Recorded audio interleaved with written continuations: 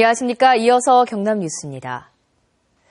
임금체불과 폭행 피해를 당한 외국인 근로자를 경찰이 강제로 출입국 관리사무소에 인계해 무리를 빚은 사실 보도해 드렸는데요. 경찰이 KBS 보도 이후에 허위 진상 자료를 내 사건 경위를 은폐한 의혹이 일고 있습니다. 차주아 기자가 보도합니다. 부산 금정경찰서 서금지구대가 보낸 진상 자료입니다. 경찰은 목격자 진술 등 종합적 사실 확인 결과 폭행 사실은 없었다고 밝혔습니다. 하지만 폭행 피해를 당한 중국인 근로자 35살 왕모 씨가 경찰에 연행될 때 이주민 인권단체가 왕 씨의 폭행 피해 조사를 요구했지만 경찰은 거절했습니다.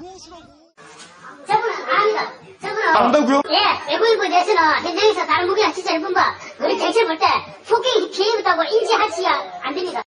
경찰은 세 차례에 걸쳐 출입국 관리사무소에 문의한 결과 통보 면제 사유가 아니라는 의견을 내 인계했다고 했지만 이것도 사실이 아니었습니다. 부산 출입국관리사무소는 불법 체류자 통보 면제 여부는 경찰에서 판단할 사안이라고 안내했고 인계 요청도 하지 않았다고 밝혔습니다. 왕 씨는 출입국관리사무소에 인계된 이후 직원과 동행한 병원에서 전치 2주의 진단을 받았지만 경찰은 진단서의 신빙성을 의심했습니다. 경찰이 제대로 대처하지 않으면서 왕 씨는 출입국관리사무소에 엿새 동안 억류된 뒤 풀려났습니다. 很生气，但是呢，也很无能为力。毕竟我是一个外国人嘛，晚上我也睡不着，也自己想这个，但是也没有办法。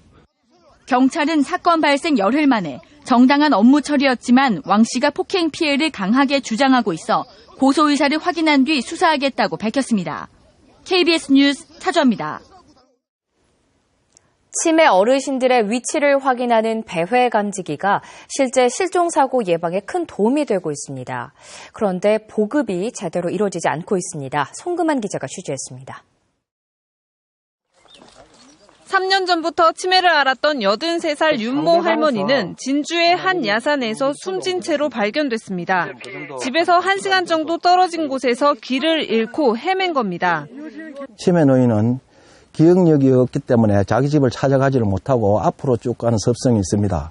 그렇기 때문에 어디로 가는지 예측을 하기 못하기 때문에 우리가 수색하는데 상당한 어려움이 있습니다.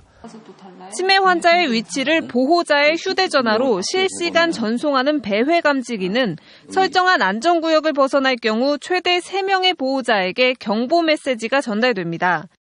실종 사고를 미리 방지할 수 있지만 지자체의 지원은 제각각입니다. 경남 지역 18개 시군 가운데 통영과 하동을 포함해 11곳이 배회 감지기 지원 예산을 자체적으로 편성했습니다. 하지만 11개 시군의 보급 계획은 818대에 그칩니다. 경남 지역 치매 환자 2만 9천여 명에 비해 턱없이 적은 수치입니다. 실종 수사팀과 연계해 배회 감지기를 활용하는 경찰서는 전체 23개 경찰서 가운데 절반인 12곳에 불과합니다. 배회 감지기는 치매 진단을 받고 길을 잃은 경험 있으신 어르신이고 또 보호자와 함께 거주하시면 누구나 신청은 가능한데 아직은 많이 알려지지 않은 상태입니다. CCTV가 부족한 농촌에서는 치매 어르신들의 실종이 생존 문제와 직결될 만큼 위험하지만 지자체 사업의 우선순위에 여전히 밀리고 있습니다. KBS 뉴스 송금환입니다. 오늘 새벽 0시 10분쯤 창원시 신월동의 한 식당에서 불이 나 내부 26제곱미터와 식당 집기를 태워 소방서 추산 700만 원의 재산 피해가 났습니다. 경찰과 소방당국은 식당 벽면 콘센트 등 전기 배선에서 불이 시작된 것으로 보고 정확한 화재 원인을 조사하고 있습니다. 김해 서부경찰서는 흉기로 부인을 위협한 뒤 폭행한 혐의로 47살 최 모 씨를 붙잡아 조사하고 있습니다.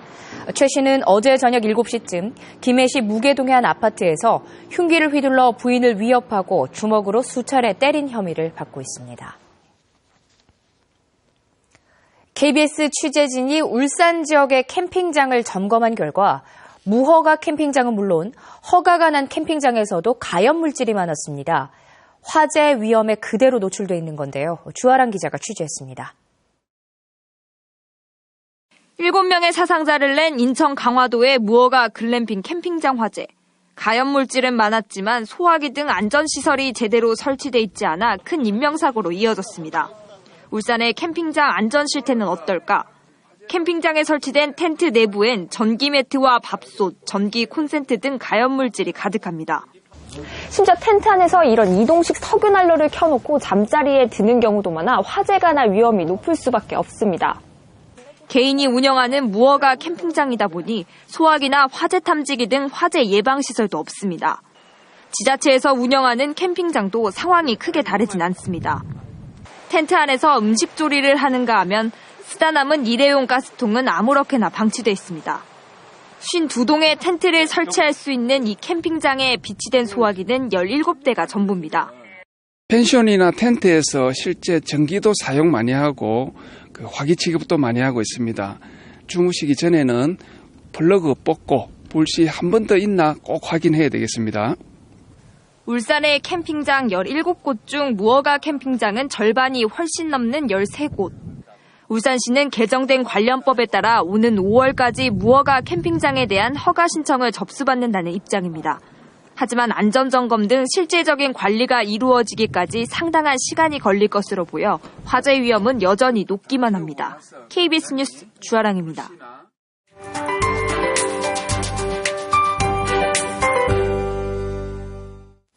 진해엔 벚꽃이 개화하기 시작했고요. 거리에도 봄꽃이 하나둘 모습을 드러내고 있습니다. 바깥 모습만 보면 봄 기운이 가득하죠. 하지만 아직 공기가 꽤 차가워서 옷은 따뜻하게 입고 나오시는 게 좋겠습니다. 오늘 오전까지 찬바람이 약간 강하게 불겠고요. 한낮 기온은 창원 14도, 거창은 13도 등으로 평년 기온을 조금 밑돌겠습니다. 따라서 오늘 일교차는 10도에서 많게는 15도 이상 크게 벌어질 것으로 보입니다. 한편 경남 지역의 건조함은 갈수록 심해지고 있습니다. 오늘은 전 지역에서 건조주의보가 발효 중인데요. 앞서 말씀드린 것처럼 바람도 좀 강하게 불고 있는 상황이라 더 불조심하셔야겠습니다. 현재 우리 지역은 구름 없이 맑은 하늘이 드러나 있고요. 공기도 깨끗한 상태입니다. 오늘은 종일 청명한 날씨가 이어지겠는데요. 이 쌀쌀함과 일교차 큰 날씨만 주의하시면 되겠습니다. 오늘 낮 최고 기온은 대부분 14도 안팎으로 어제와 비슷할 것으로 보입니다.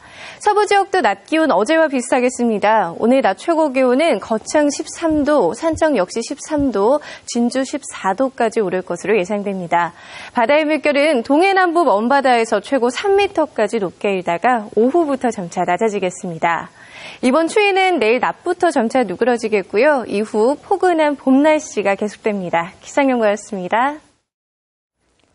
창원시 마산회원구 파룡산에서 열리지 나무가 발견됐습니다.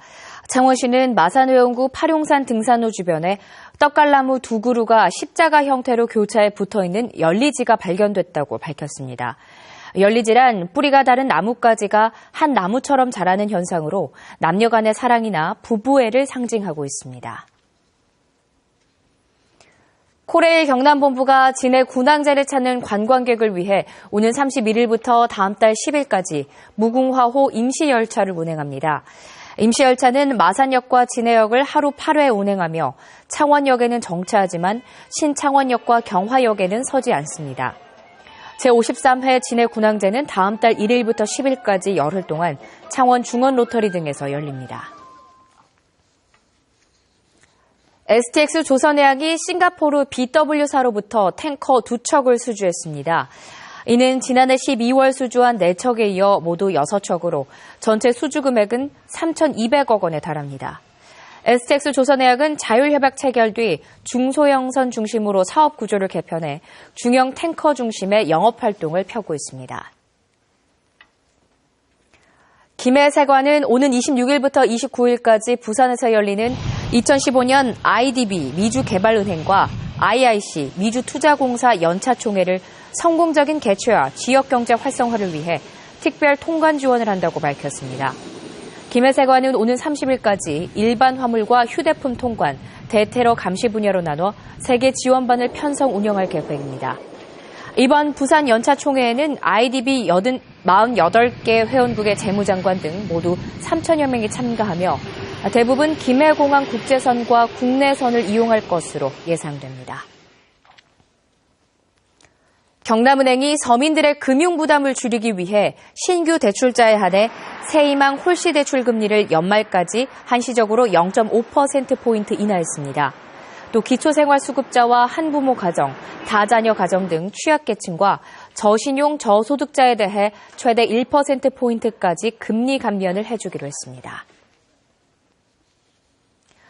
경남은행은 어제 마산희망 지역 자활센터 행복한 가게를 방문해 헌옷모아 사랑 나눔 캠페인을 통해 모은 의류 2,000여 벌 기증서를 전달했습니다. 경남은행이 기증한 의류는 임직원들이 지난달부터 자발적으로 모은 옷들로 행복한 가게를 통해 지역 저소득층에게 부담 없는 가격으로 판매됩니다. 통영국제음악제가 개막을 나흘 앞둔 가운데 개막작 등 주요 공연들이 매진됐습니다.